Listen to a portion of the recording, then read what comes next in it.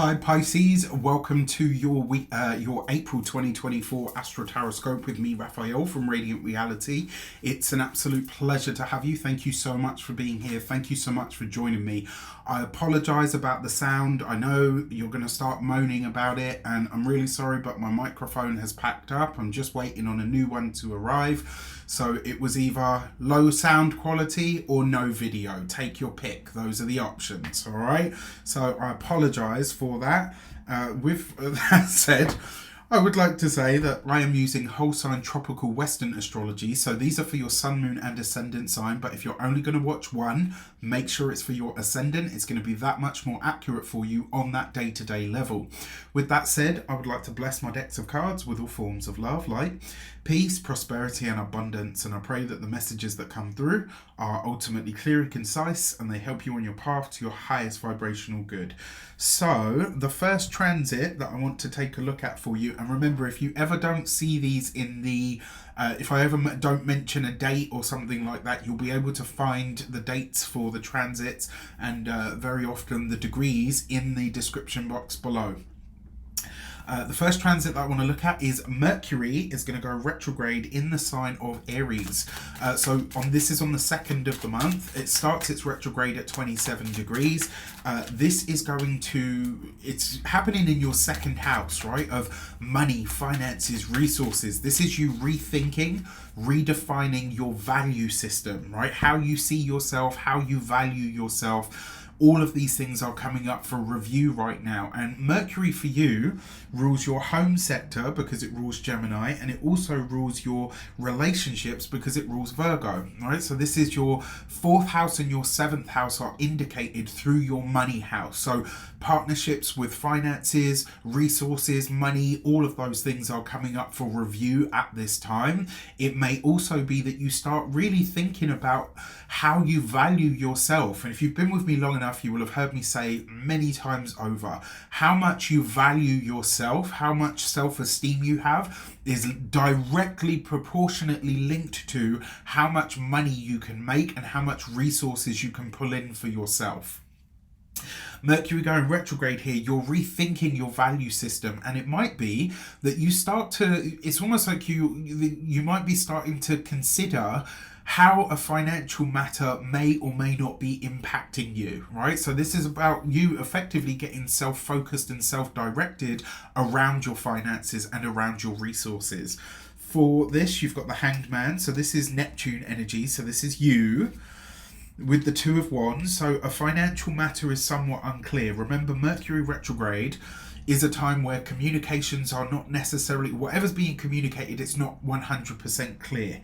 Now, the Hanged Man card can be a card of confusion. You've got this with the 2 of Wands, so a financial matter or potentially a financial partnership at the moment is being questioned or rethought or reconfigured in some way. But then with the 10 of Cups here, it suggests that this will have a happy outcome. So by the time Mercury goes direct and finishes this retrograde, you'll actually probably be on a much better financial footing, and more importantly, you'll probably be a lot clearer on how you're sort of proceeding or how you're moving forward in some regard. So I absolutely love this for you. I think this could be, I think in the long run, over the course of the transit, this could actually be very good for you. In the immediate, there might be some conversations that need to be had around resources that are potentially uncomfortable, right? But the message with the Hanged Man and the 10 of Cups is take your time with it, and more importantly, let it unfold the way that it's going, because you'll see that it brings you to exactly where you want to be financially anyway.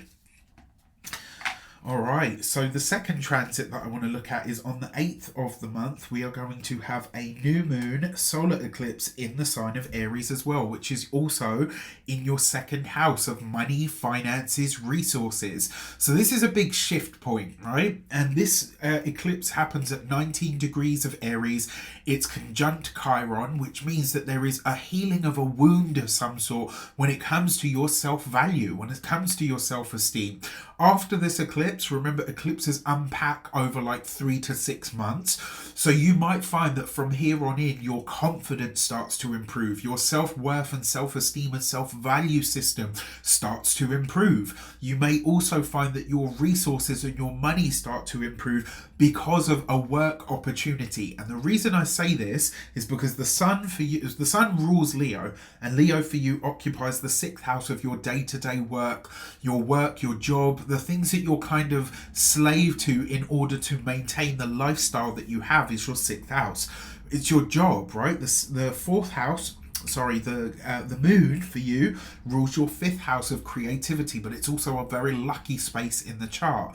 So I feel like this is like potentially a stroke of luck or an opportunity with work in some regard that comes forward, or maybe even a creative endeavor that helps create a new source of revenue, right? There's new sources of income coming in, potentially money issues, problems, worries, etc., righting themselves in some way, especially around a financial issue. And this is this thing coming good for you. All right, so I like this. It's going to be challenging because it is an eclipse. So you got the 5 of Swords, so you have to be willing to have the hard conversations, especially with partners, relationship partners, significant others, etc. And the Justice card, right? So this is about financial commitments. And that 5 of Swords, there may be conversations here about you parting ways with somebody on a financial slant, right? So this could see you kind of saying, you know what, I value myself and my resources and my hard work enough to stop having to foot the bill for somebody else. I like this. Now, another way this could also show up is, remember, the Justice card can also be commitments. So this might be the reconsidering or the choosing of a financial commitment, but it's like you're really deliberating over this. There's a lot of thought processes that you're going through, that you're thinking over, and you're really thinking to yourself, okay, you know what, how do I proceed from here? It might not be easy, right? There's potentially as well, because the 5 of Swords is a dispute card and the Justice card is a legal card. There's a possibility that this could have a legal slant to it, right? So there might be a contractual matter that has a lot of considerations going on in the background. All right, and then on the 18th of the month, Jupiter and Uranus are coming into, finally, their conjunction, right? So this will start at 18 degrees and it will go right the way through to 21 degrees. So it starts on the 18th and it will go for, we've got, let's say this is going to be at least a week, right? 3 days before, the day of, and the day after. This 3rd house matter for you is going to be lit up like a Christmas tree. This is the Lord of growth, abundance. Jupiter rules Pisces in ancient astrology, and in modern astrology it rules Sagittarius. So you and your career, your social standing, your public status, your legacy out in the world are indicated through Jupiter in the 3rd house. So again, this could have a lot to do with work, could have a lot to do with interviews. Then you've got Uranus, which for you rules your 12th house, so your past, your hidden self, the things that happened way back when, but also your self-sabotaging tendencies and all of that. This might be that an opportunity or an interview, 3rd house, shows up for you, and where maybe before you wouldn't have gone for it because of lack of self-esteem or whatever the case might be, the Mercury Retrograde has fixed that for you. The new moon solar eclipse has fixed that for you. So it's like you have this lucky opportunity show up to get ahead in some way, and maybe before you wouldn't have taken it, and this time you've got the wherewithal and the oomph to kind of go after it. So it's almost like the universe has done everything that it needed to do in order to get you to that space where you could say, I am worth this opportunity and I'm going to go after it. So I love this. I think this could be great. For this, you have the Queen of Wands, so you might need to set some boundaries around this. You've got the Queen of Cups, so 2 queens represent sincere friends, and then you've got the Moon card. So this is you, in some way, shape or form, whether you're a man or a woman, however you identify, you show up in this. And this means, right, like I said, Jupiter is you, right, because Jupiter is the ancient ruler of Pisces. So in some way, shape or form, you show up very strong here. You've got good connections, good friendships. The Moon card is an opportunity. So the Moon card is the past. The 12th house is indicated through Uranus, so this could be a past opportunity or an opportunity that comes in from somebody who has been in your past. This could be somebody that you worked with, somebody that you studied with, somebody who has a very similar skill set to you, and I love this because the third house is skills. The third house is also a work house. It's how you use the knowledge and the skills that you have, how you use your mind, how you communicate. So loving this, right? And I feel like this will be a friend that comes in to say, look, there's an opportunity here if you're interested. Are you? How very exciting. All right. For your fourth and final transit, we have, where are you? Venus will be at 28 degrees of Aries. Luna will be at 28 degrees of Sagittarius. Now, I usually don't mention lunar transits in these because they're quite fleeting, but this one seems to be having an impact. And then on top of that, you've got Mars coming into a conjunction with Neptune in your sign at 28 degrees. This is a pretty big deal because 28 degrees in astrology is a Cancerian degree. So Cancer energy, your fifth house of pleasure, joy, romance, lucky breaks, your personal business, your children, if you have them, is being highlighted. And because this is happening across your first house, your 10th house, and your second house, the moon will trine Venus, so there's a financial opportunity around your work or your career that shows up. But then you've got Mars and conjunct Neptune. So Mars for you rules your, your ninth house of Scorpio, and it also rules your second house of money, finances, and resources, and your ninth house of publishing, broadcasting. It's also legal matters and proceedings. So there's a moment here of tension because it's Mars conjunct Uranus, which is the spiritual warrior.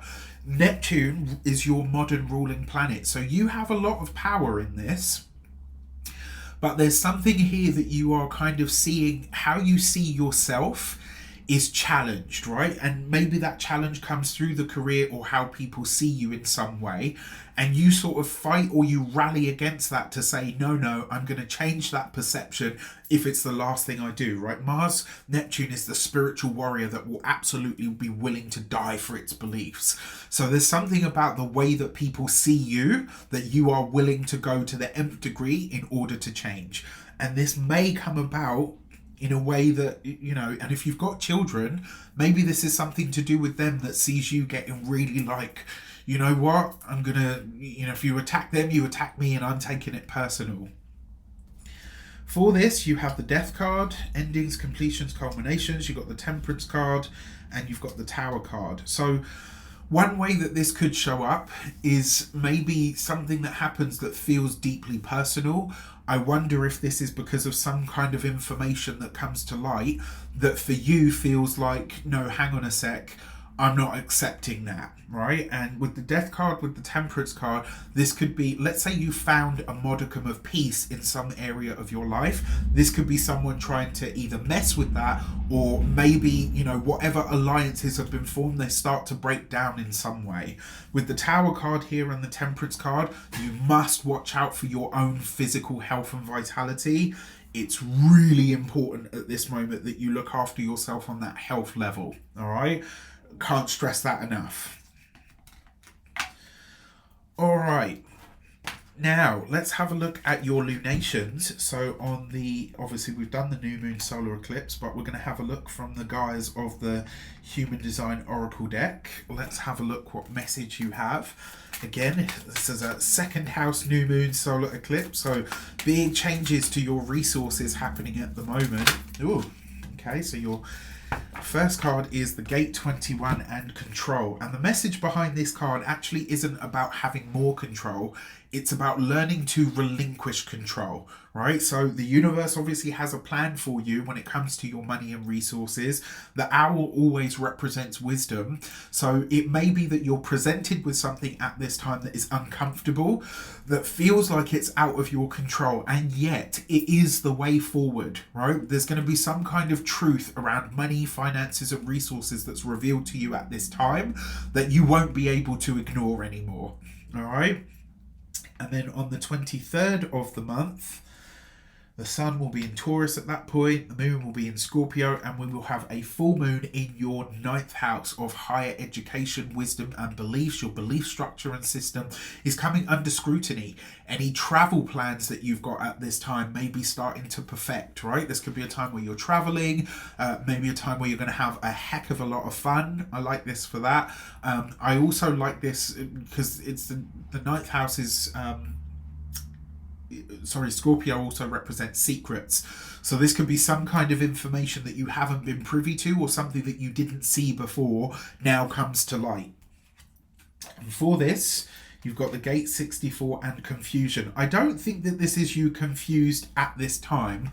I think something that comes forward may have you confused in its happening, whereby you kind of say, well, why didn't you tell me that? It's almost like whatever comes up, it's not the thing that you're confused about. It's the fact that somebody either lied about it or withheld that information from you that causes the confusion or the problem. You're kind of like, I don't really get this. Like, what was the point? With that said, I wish you an abundance of all of that good stuff. If you want to book your personal Astro Tarot scope with me, you can do so on the link in the description box below. Take care, and I'll see you soon. And next time I will have a microphone, I promise. All right, take care.